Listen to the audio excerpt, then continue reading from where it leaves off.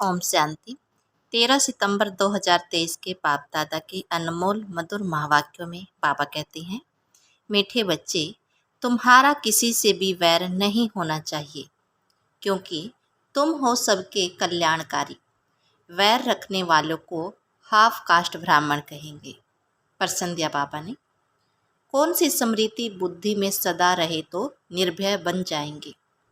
उत्तर में कहते हैं बाबा, सदा स्मृति रहे कि हम सचखंड के मालिक देवी देवता बन रहे हैं। शरीर को कोई मारता भी है, लेकिन आत्मा को मार नहीं सकता।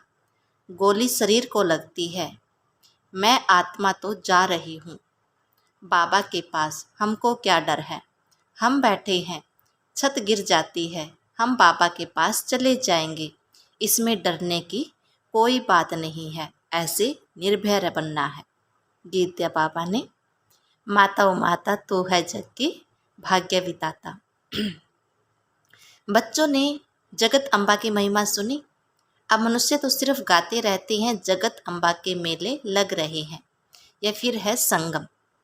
बच्चों को बाप के साथ मेला। बाप है तो माँ जरूर है। भारत में जगत अम्बा की जीवन कहानी कोई भी जानते नहीं।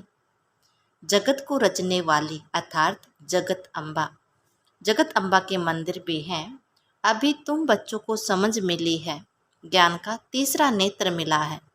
अभी तुम बच्चे जानते हो, जिसका यादगार बना हुआ है वह जरूर सृष्टि के संगम पर आए होंगे।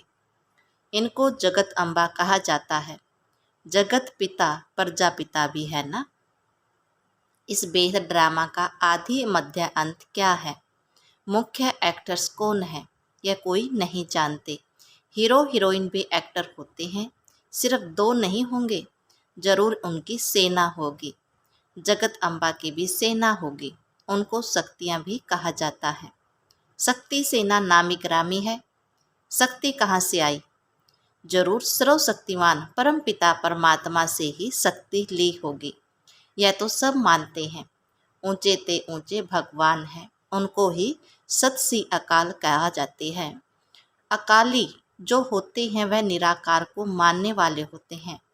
सिख ग्रंथ गुरु नानक को मानते हैं, कहते हैं गुरु नानक देव। उनकी जो पीढ़ी होती है, उनके 10 बादशाहों के नाम भी भिन्न भिन्न हैं। कोई को सिंह, कोई को दास, कोई का चंद्र भी होगा। उस सबके नाम भिन्न भिन्न हैं। और अकाली जो है वह अकाल मूर्त को मानते हैं। सत अकाल, यह किसके महिमा है? परम पिता परमात्मा के। तो सिद्ध करते हैं, सत सिर्फ एक ही श्री अकाल मूर्त परमात्मा ही है। तुम कह सकते हो सत सही अकाल, तुम उनको जानते हो। वह सिर्फ अक्सर कह देते हैं, अर्थ कुछ भी नहीं जानते। तुम जानते हो सत श्री अकाल को, उनको बायोग्राफी को भी तुम जानते हो। विचार सागर मंथन भी तुम बच्चों को करना है। बाप तो ज्ञान का सागर है, उसने कलश माताओं को दिया है। यह है बड़ी मम्मा, और फिर तुम अनेक माताएं हो। जगत अम्बा की अनेक बच्चियां और बच्चे हैं। यह जगत अम्बा है, फिर पिता भी जरूर है। तुम जानते हो यह जगत अम्बा कौन है, किसकी बच्ची है? मनुष्य 8-10 भुजाएं तो होती नहीं है, इतनी भुजाएं क्यों दी हैं, यह किसको पता नहीं है। तो ऊंचे ते ऊंचा वह सत परमात्मा है। तुम बच्चों को समझाया गया है, परम पिता परमात्मा जिसको हम रूप बसंत कहते हैं। रूप भी है और फिर बसंत ज्ञान सागर है। इतना छोटा सा साकार वह ज्ञान सागर वंडर है ना। बच्चों को समझाया है, बाप है बिंदु रूप, उसमें बरोबर सारा पारट है। भक्ति मार्ग में भक्तों की भावना पूरी करते हैं। यह सारी ड्रामा में नोंद है। जिस समय जिसकी जो भावना है वह ड्रामा में पहले से ही नोंदी हुई है। तुम्हारी यह पढ़ाई भी ड्रामा में नोंद है। जो पार्ट रिपीट हो रहा है, समझने की बात है ना। तुम अच्छी रीति समझा सकते हो। ऊंचे ते ऊंचे भगवान सब कहते हैं। वह है निराकार, निर्भय, निर्वैर। उनको कोई के साथ वैर नहीं है। तुम्हारा भी कोई के साथ वैर नहीं है, तुम सबके कल्याणकारी हो। अगर किसी का वैर है तो उनको हाफ कास्ट कहेंगे, आधा शूद्र आधा ब्राह्मण। वह विकारों को की खाद कंप्लीट निकल जाएगी जब सच्चा ब्राह्मण कहेंगे, अभी तो आधा आधा है। कलयुग तमोप्रधान संस्कार भरे हुए हैं, वह निकलने। अभी तुमको न देवता न शूद्र, बीच का ब्राह्मण कहेंगे, वह भी संपूर्ण नहीं बने हो। जगत अम्बा को देवता नहीं कहेंगे। जगत अम्बा जब संपूर्ण बन जाती है उनके बाद देवता बनती है। अभी ब्राह्मण है, ब्रह्मा की बेटी सरस्वती है, परंतु यह कोई नहीं जानते ब्रह्मा कब आया। जो मुख वंशावली रचना रची उसको ही शिव शक्ति सेना कहा जाता है। तो तुम जानते हो वह ऊंचे ते ऊंचा बाप परम पिता परमात्मा परम धाम में रहने वाला है। फिर सूक्ष्म वतन में है ब्रह्मा विष्णु शंकर। प्रवृत्ति मार्ग होने के कारण यह भी युगल दिखाते हैं, विष्णु का पूरा युगल दिखाते हैं। यह सब बुद्धि में रहना चाहिए। मनुष्य कहेंगे हम एक्टर हैं, तो ऊंचे थे ऊंचा भगवान कौन है? ब्रह्मा विष्णु शंकर कौन है? क्या और भी 8 10 100 भुजाएं वाला कोई है? नहीं, यह सब चित्र फालतू हैं। ब्रह्मा की 100 भुजाएं दिखाते हैं। अब यह तो प्रजापिता ब्रह्मा है, 100 भुजाओं की तो बात ही नहीं। यह सब रोंग है। राइट वास्तव में क्या है वह भी समझाना चाहिए। ऊंचे ते ऊंचा भगवान जो परम धाम में रहता है, स्टार है। विष्णु को भी 4 भुजा दिखाई है, 2 भुजा विष्णु की और 2 भुजा लक्ष्मी की। जैसे रावण के 10 शीश दिखाते हैं, 5 स्त्री के 5 पुरुष के। पहले पहले मुख्य विकार है देह अभिमान, फिर और विकार नंबरवार होते हैं। सूक्ष्म वतनवासी ब्रह्मा तो है अव्यक्त, प्रजापिता ब्रह्मा तो यहाँ चाहिए ना। यह सब संपूर्ण बन जाते हैं तो सूक्ष्म वतन में फरिश्ते बन जाते हैं। तुम भी फरिश्ते बन जाते हो। वहाँ तुम्हारा शरीर हड्डी मांस का नहीं होता, उनको फरिश्ता कहा जाता है। ब्रह्मा तो प्रजापिता है यहाँ, फिर विष्णु 2 रूप से पालना करेंगे, शंकर तो है सूक्ष्म वतन में। यह बड़ी समझने की बातें हैं। इतनी दूरादेशी बुद्धि कोई की है नहीं। तुम्हारी बुद्धि एकदम मूल वतन सूक्ष्म वतन तक चली गई है। सूक्ष्म वतन अब रचा हुआ है, ब्रह्मा विष्णु शंकर की रचना हुई है। जहाँ तक आ जा सकते हो तो ऊंचे ते ऊंचा भगवान, फिर ब्रह्मा विष्णु शंकर, फिर यह मनुष्य सृष्टि में देवी देवताएं, बाकी 8 10 भुजाओं वाला वह चंडिका देवी आदि तो है नहीं। इतने सब चित्र कहाँ से आए? तुम्हारे पास कोई हथियार थोड़े ही हैं, यह सब हिंसक हथियार बैठ बनाए हैं। देवताएं तो होते हैं डबल अहिंसक, सूक्ष्म वतन में कोई हथियार आदि होते नहीं। चित्रों में कितने हथियार दिए हैं, इसको कहा जाता है गुड़ियों की पूजा। एक्यूपेशन को कोई जानते नहीं। बाबा आकर ब्रह्मा द्वारा रचना रचते हैं तो खुद बड़ा हो गया ना। तुम हो उनकी संतान, पोत्रे और पोत्रियाँ। समझने वाले समझते भी हैं, परंतु फिर भी यह नहीं समझते कि सबकी मौत होनी है। अभी भी कितने मरते रहते हैं, अखबारों आदि में कोई दिखलाते थोड़े ही हैं, नहीं तो नाम बदनाम हो जाए। भूखे बहुत मरते हैं, एक समय मुश्किल से 2 रोटी मिलती है। तुम बच्ची जान गए हो सतयुग में श्री लक्ष्मी नारायण का राज्य चलता है, 2 भुजाएं वाले ही मनुष्य हैं, बाकी सतयुग में कोई 8 10 भुजाओं वाली देवियाँ नहीं होती।